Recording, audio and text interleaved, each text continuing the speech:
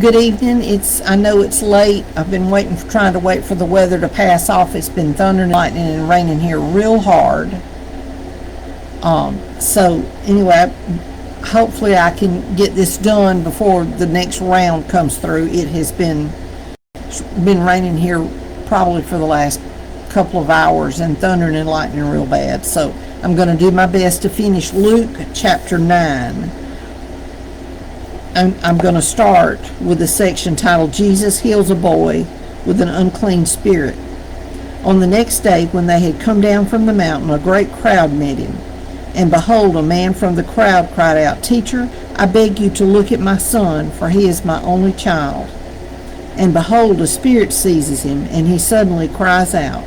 It convulses him so that he foams at the mouth and shatters him, and will hardly leave him.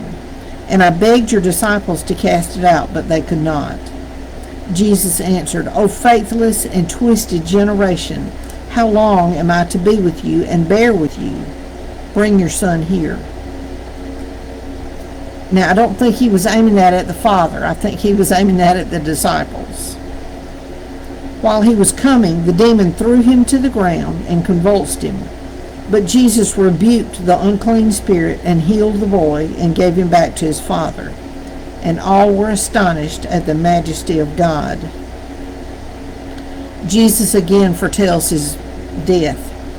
But while they were all marveling at everything he was doing, Jesus said to his disciples, "Let these words sink into your ears.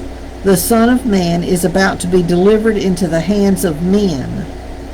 But they did not understand this saying, and it was concealed from them, so that they might not perceive it.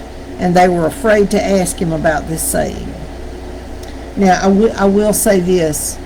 Towards the end of Randy's life, I feel like there was a part of me that knew what was coming, but I didn't want to think about it, and I didn't want to hear it. I wanted to believe that God was going to heal him. And the only way that I could do that was to just not think about the other possibility. Wasn't that I was denying it. I was trying to hold on to my faith. And so sometimes God can hide things from us if he thinks it's going to be too much at the time. After Randy died, I was able to deal with it because while he was sick, I was helping take care of him and doing all the little day-to-day things that you have to do with a person who's sick and can't look after themselves 100%. And so if I had to deal with the fact that I knew he was going to die, I might not have been able to do the things I needed to do. So that was a blessing to me. And then after he died, I dealt with it the way I needed to and took care of it at that time. Excuse me. And they were afraid to ask him about this saying, "Who is the greatest?" An argument arose among them as to which of them was the greatest. But Jesus, knowing the reasoning of their hearts, took a child and put him by his side and said to them, "Whoever receives this child in my name receives me, and whoever receives me receives him who sent me. For he who is least among you all is the one who is great. Anyone not against us is for us." John answered, "Master, we have someone casting out demons in your name, and we tried to stop him because he does not follow with us." But Jesus said to him, "Do not stop him, for the one who is not against you is for you." A Samaritan village rejects Jesus. Get that out of the way. When the days drew near for him to be taken up, he set his face to go to Jerusalem. And he sent messengers ahead of him who went and entered a village of the Samaritans to make preparations for him. Now let me remind you, the Samaritans were the ones, they were considered unclean because they were half-breeds, part Jew and part Gentile. They weren't either one, they were in between. And so everybody looked down on them. And so the next time you read the parable of the Samaritan, the Good Samaritan, think about that. But the people did not receive him because his face was set towards Jerusalem. And when his disciples James and John saw it, they said, "Lord, do you want us to tell fire to come down from heaven and consume them?" But he turned and rebuked them. hold on, let me see what this. Oh, and I've got a note over here. It says, were they offended because he was working towards getting to the cross? But he turned and rebuked them, and they went on to another village. The cost of following Jesus.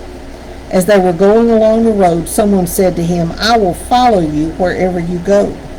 And Jesus said to him, foxes have holes, and the birds of the air have nests, but the Son of Man has nowhere to lay his head. To another he said, follow me. But he said, Lord, let me first go and bury my father. And Jesus said to him, leave the dead to bury their own dead. But as for you, go and proclaim the kingdom of God.